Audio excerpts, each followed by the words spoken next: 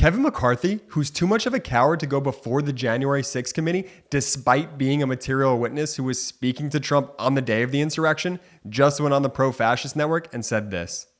He held a rally to say Trump needs to be impeached. This is just the continuation. They're obsessed with Trump, and this is all they want to do. But this hearsay would never be allowed in the court of law.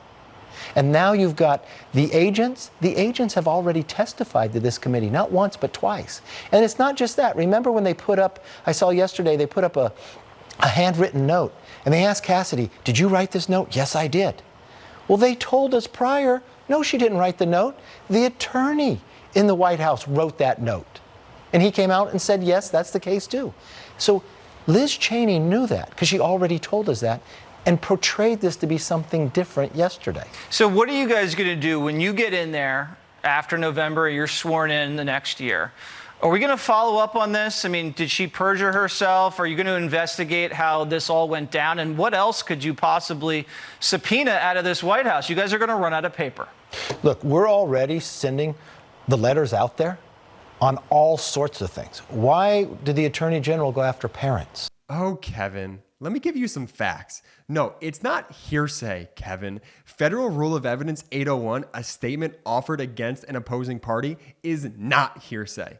Federal Rule of Evidence 803, exceptions to hearsay. This includes excited utterances, then existing mental or emotional conditions, and recorded recollections, all of which could apply here. Sorry, Kevin, you don't understand hearsay. But you want to know what also isn't hearsay, Kevin? This.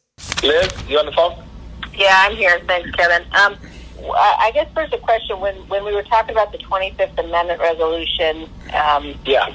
and you asked if what happens if it gets there after he's gone. Is there any chance? Are you hearing that he might resign? Is there any reason to think that might happen?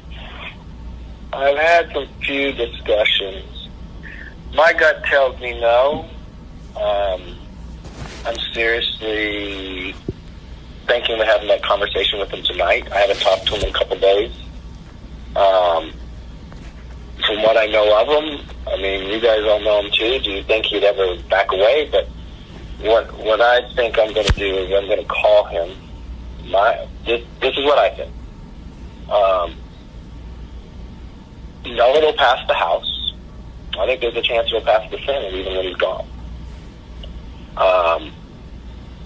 And I think there's a lot of different ramifications for that. Now, I haven't had a discussion with the Dems that if he did resign, would it not happen? Now, this is one personal fear I have. I do not want to get into any conversations about Pence pardoning, anything like that. I mean, the only discussion I would have with him is that I think this will pass, and it would be my recommendation we should resign. I mean, that would be my take, but I don't think he would take it, but I don't know. Or this, Kevin. Look, what the president did is atrocious and totally wrong.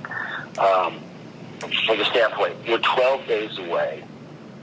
I mean, the one point I'd make with Biden, if you have an impeachment and you're stuck sitting in the Senate and he needs cabinet members, he's got Secretary of Defense, he's got a lot of things that he's got to have moving.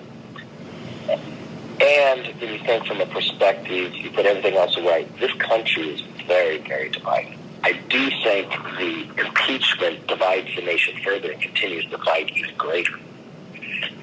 That's why I want to reach out to Biden. I wanted the president to meet with Biden. If that's not going to happen, I want to see about us meeting with Biden, sitting down, make a smooth transition, show that, and continue to keep those statements going. So hopefully, I know he's got to talk to Pelosi, but hopefully he calls me today. And see if we can start that process. Kevin, you pathetic coward. You democracy dodger. We have you on tape. We know what you said to the president and about the president. Thankfully, there are people who once called themselves Republicans, like Cassidy Hutchinson, who are willing to tell the truth, while the new ultra MAGA GOP, like you, has flushed their dignity down Trump's fake gold toilet bowl. Hey, thanks for watching. Make sure to subscribe now and turn on those notifications to the MeidasTouch YouTube channel. Thank you.